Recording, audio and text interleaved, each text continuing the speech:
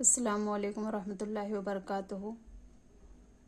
بسم اللہ الرحمن الرحیم۔ الصلاۃ والسلام علیک یا رسول اللہ۔ اللہم صلی علی محمد عبدک ورسولک وصلی علی المؤمنین والمؤمنات والمسلمین والمسلمات۔ روزہ کس پر فرض ہے؟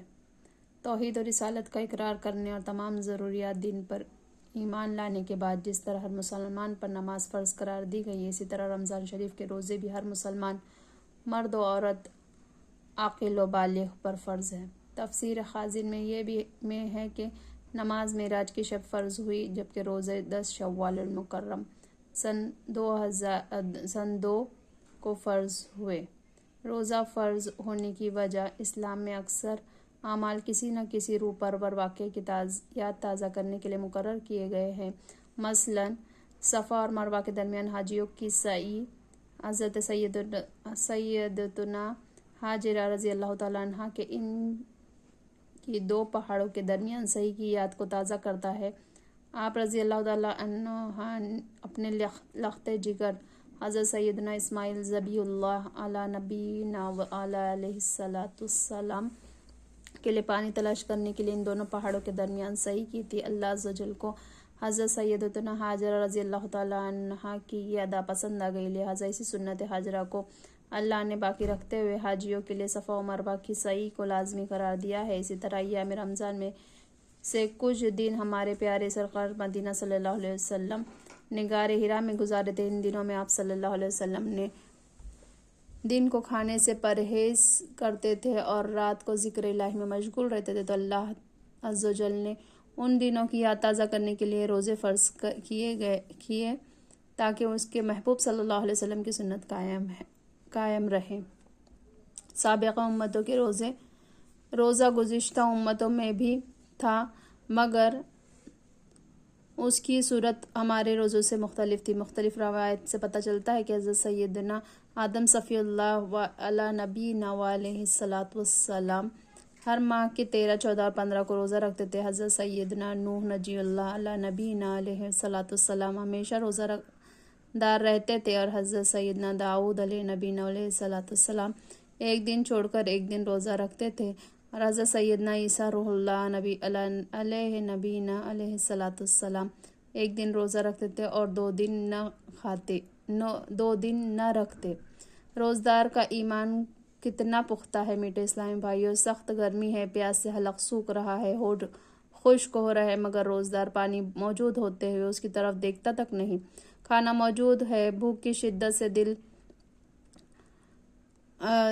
شدت سے حالت گرگو ہے، مگر وہ کھانے کی طرف ہاتھ تک نہیں بڑھاتا۔ آپ اندازہ فرمائیے اس شخص کا خدا پر کتنا پختہ ایمان ہے اور کتنا زبردست یقین ہے، کیونکہ وہ جانتا ہے اس کی حرکت ساری دنیا سے تو چھپ سکتی ہے مگر اللہ عز و جل سے پوشیدہ نہیں رہ سکتی۔ اس کا اللہ پر یہ کامل یقین کامل روزے کا عملی نتیجہ ہے، کیونکہ دوسری عبادتیں کسی نہ کسی ظاہری حرکت سے ادا کی جاتی ہے، مگر روزے کا تعلق باطن سے ہے۔ اس کا حال اللہ کے سوا کوئی نہیں جانتا۔ اگر وہ چھپ کر کھا پی لے تب بھی لوگ تو یہی سمجھتے رہیں گے کہ یہ روزہ دار ہے۔ بچوں کو روزہ کب رکھوایا جائے؟ میٹھے اسلامی بھائی اور بہنوں، ہو سکے تو اپنے بچوں کو بھی جلدی روزہ رکھنے کی عادت ڈلوائیے، تاکہ وہ جب وہ بالغ ہو جائے تو انہیں روزہ رکھنے پر دشواری نہ ہو۔ چنانچہ فقہائے کرام فرماتے ہیں بچے کی عمر 10 سال کی ہو جائے اور اس میں روزہ رکھنے کی طاقت ہو تو اس سے ماہ رمضان میں روزہ رکھوایا جائے۔ اگر پوری طاقت ہونے کے باوجود نہ رکھے تو مار کر رکھوائے۔ اگر رکھ کر توڑ دیا تو قضا کا حکم نہ دیں گے، اور نماز توڑے تو پھر پڑھوائے۔ کیا روزے سے آدمی بیمار ہو جاتا ہے؟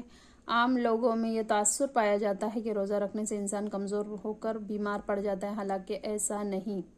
اس ضمن میں امام اہل سنت اعلی حضرت مولانا احمد رضا خان علیہ رحمۃ الرحمن کا ایمان افروز واقعہ پیش کیا جاتا ہے۔ چنانچہ الملفوظ میں ہے کہ آپ رضی اللہ تعالیٰ عنہ خود ارشاد فرماتے ہیں، ایک سال رمضان المبارک میں تھوڑا سا عرصہ قبل والد مرحوم حضرت رئیس المتکلمین سیدنا و مولانا نقی علی خان علیہ رحمۃ الرحمن خواب میں تشریف لا اور فرمایا، بیٹا آئندہ سال رمضان شریف میں تم سخت بیمار ہو جاؤ گے، مگر خیال رکھنا کوئی روزہ قضا نہ ہونے پائے۔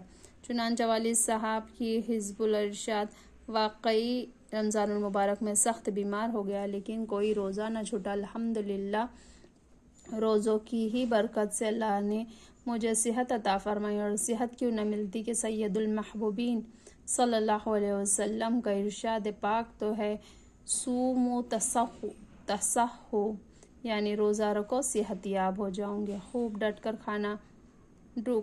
کر کھانے سے بیماریاں پیدا ہوتی ہے۔ اسے معلوم ہے کہ فی نفس ہی روزے سے کوئی بیماری نہیں ہوتا، بلکہ سحری و افطاری کے بے احتیاطیوں اور بدپرہیزیوں کے سبب نیز دونوں وقت خوب مرغن یعنی خوب تیل گھی والی غذاؤں کے استعمال اور رات بھر وقتاً فوقتاً کھاتے پیتے رہنے سے روزدار بیمار ہو جاتا ہے۔ لہٰذا سحری اور افطاری کے وقت کھانے پینے میں احتیاط برتنی چاہیے۔ رات کے دوران پیٹ میں غذا کا اتنا زیادہ بھی ذخیرہ نہ کر لیا جائے کہ دن بھر ڈکارگی آتی رہے اور روزے میں بھوک و پیاس کا احساس ہی نہ رہے، کیونکہ اگر بھوک اور پیاس کا احساس ہی نہ رہا تو پھر روزے کا لطف ہی کیا ہے۔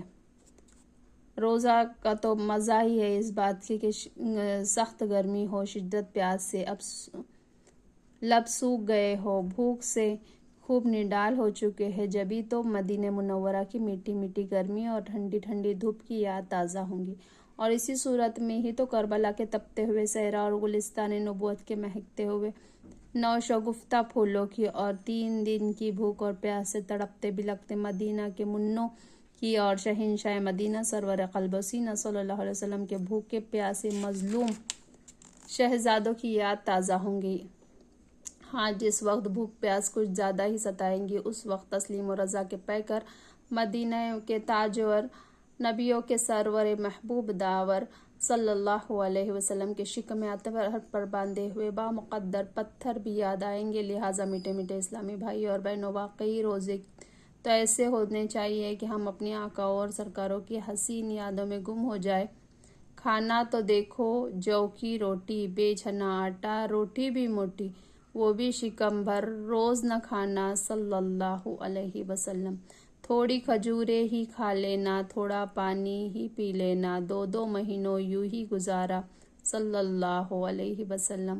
کونوں مکہ کے گو ہیں سرور، پھر بھی پیٹ پہ 2 ہیں پتھر، سادہ ہے امت کے یاور صلی اللہ علیہ وسلم۔ سابقہ گناہوں کا کفارہ۔ حضرت سیدنا ابو سعید خدری رضی اللہ تعالیٰ عنہ سے روایت ہے کہ ہمارے میٹھے آقا صلی اللہ علیہ وسلم فرماتے ہیں، جس نے رمضان کا روزہ رکھا، اس کے حدود کو پہچانا اور جس چیز سے بچنا چاہیے اس سے بچا، تو کچھ گناہ پہلے کر چکا تو اس کا کفارہ ہوگا۔ روزے کی جزا۔ حضرت سیدنا ابو ہریرہ رضی اللہ تعالیٰ عنہ سے روایت ہے کہ سلطان مدینہ سرور قلب و سینہ صلی اللہ علیہ وسلم فرماتے ہیں، آدمی کے ہر نیک کام کا بدلہ 10 سے 700 گنا تک دیا جاتا ہے۔ اللہ تعالیٰ نے فرمایا، الصوم لی وانا اجزی بہ، یعنی روزے کا وہ تو میرے لیے ہے، اس کی جزا میں خود دوں گا۔ اللہ تعالیٰ کا مزید ارشاد ہے کہ بندہ اپنی خواہش اور کھانے کو صرف میری وجہ سے ترک کرتا ہے۔ روزدار کے لیے 2 خوشیاں ہیں، ایک افطار کے وقت اور ایک اپنے رب سے ملنے کے وقت، اور روزدار کی منہ کی بو اللہ عز و جل کے نزدیک مشک سے زیادہ پاکیزہ، اور روزہ سپر یعنی ڈھال ہے، اور جب کسی کا روزہ کا دن ہو اور وہ بے ہودہ بکے اور نہ ہی چیخے، پھر اگر کوئی اور شخص اسے گالی گلوچ کرے یا لڑنے پر آمادہ ہو تو کہہ دے میں روزدار ہوں۔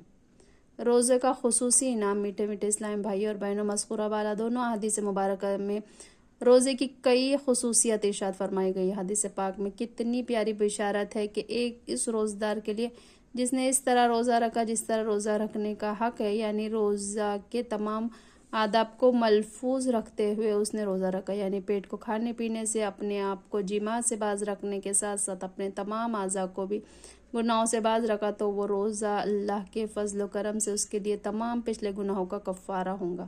اور حدیث مبارکہ کا یہ فرمان عالی شان تو خاص طور پر قابل توجہ ہے کہ جیسا کہ سرکار عبد قرار ہم غریبوں کے غم گسار صلی اللہ علیہ وسلم اپنے پروردگار کا فرمان عزیشان سناتے ہیں کہ الصوم لی وانا اجزی بھی، یعنی روزہ میرے لیے ہے اور اس کی جزا میں خود ہی دوں گا۔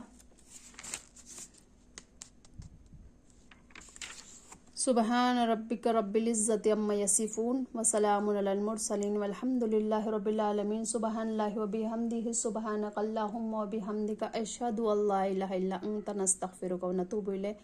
سبحان ربک رب العزت عما یصفون وسلام علی المرسلین والحمد للہ رب العالمین۔ جزاک اللہ خیرا۔